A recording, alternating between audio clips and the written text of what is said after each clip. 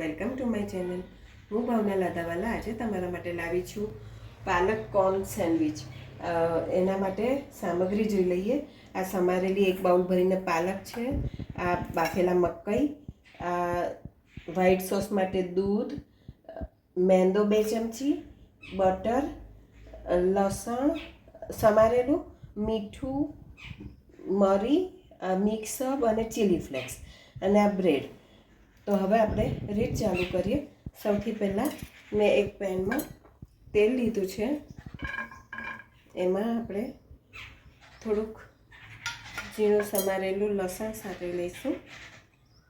જો તમે લસણ ના ખાતા હો તો સ્કીપ કરી શકો છો.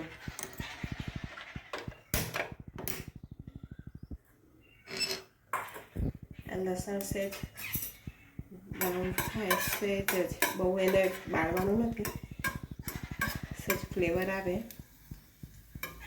પછી આપણે એમાં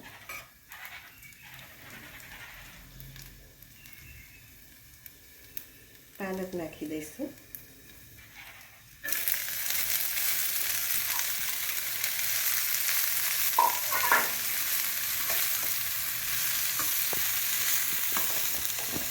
પાલક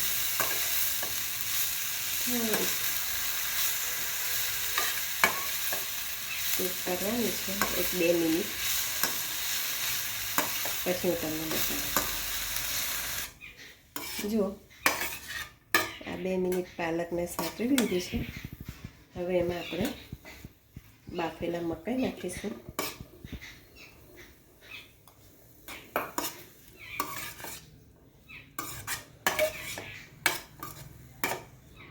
અને સ્વાદ પ્રમાણે મીઠું નાખી દઈશું.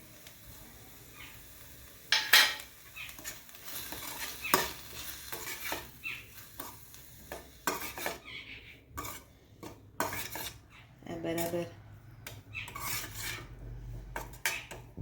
કૂક થઈ જાય.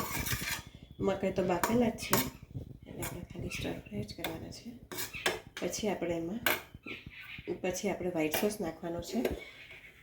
તો બીજી એક એમાં કઢાઈમાં આપણે બટર નાખીશું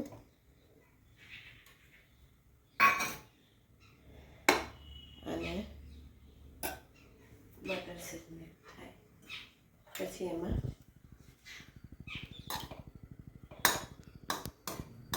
બે ચમચી મેંદો લીધો છે વ્હાઈટ સોસ બનાવવા માટે, એ નાખી દઈશું.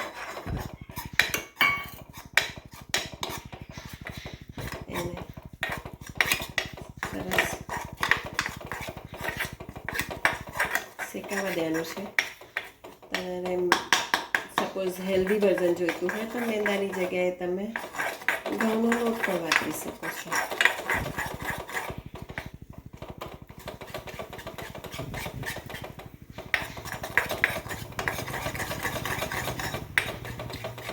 મેંદો સરસ શેકાઈ જાય પછી હું તમને બતાવું. તમે જોઈ શકો છો આપણો મેંદો સરસ શેકાઈ ગયો છે. હવે એમાં ધીમે ધીમે દૂધ નાખતા જઈશું.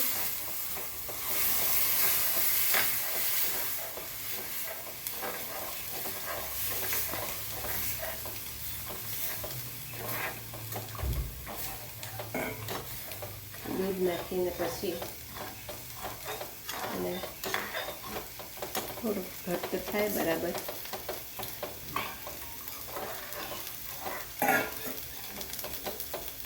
પછી એમાં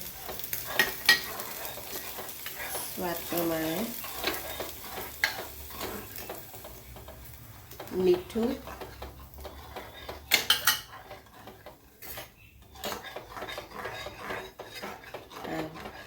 મિક્સર અને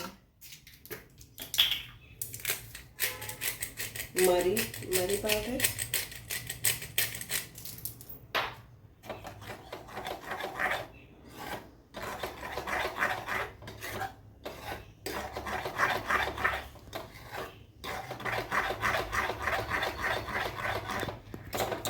આને બરાબર હલાવતા રહેવાનું છે એટલે ગઠ્ઠા ના થાય.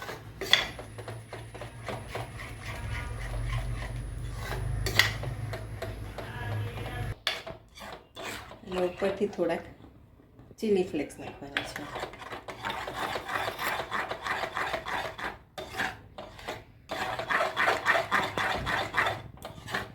તમે જોઈ શકો છો આપણો આ વ્હાઈટ સોસ તૈયાર થઈ ગયો છે.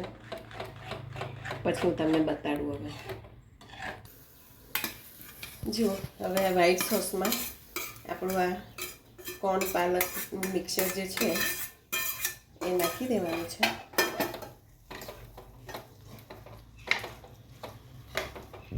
એટલે તમારું સરસ કોર્ન પાલકનું ફિલિંગ તૈયાર થઈ ગયું છે. હવે એની સેન્ડવિચ કેમની બનાવે એ હું તમને પછી બતાડું. જુઓ, આપણું આ પૂરણ ઠંડુ થઈ ગયું છે. મેં એમાં એક ચીઝ ક્યુબ નાખ્યો હતો ઉપરથી. હવે આ બ્રેડ ઉપર બેઉ બાજુ બટર લગાડી દીધું છે અને એમાં આપણે આ પાલક કોર્નનું ફિલિંગ ભરી દઈશું અને એના ઉપર બીજી બ્રેડ મૂકીને સરસ શેકી લઈશું. આ સરસ શેકાઈ જાય પછી હું તમને બતાડું. આ તમે જોઈ શકો છો આપણી સરસ સેન્ડવિચ શેકાઈ ગઈ છે.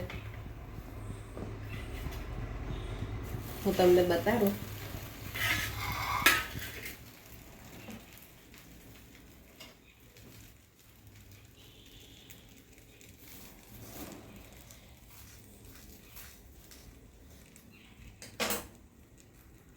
જુઓ, બહુ જ સરસ લાગે છે આપણી આ સેન્ડવિચ.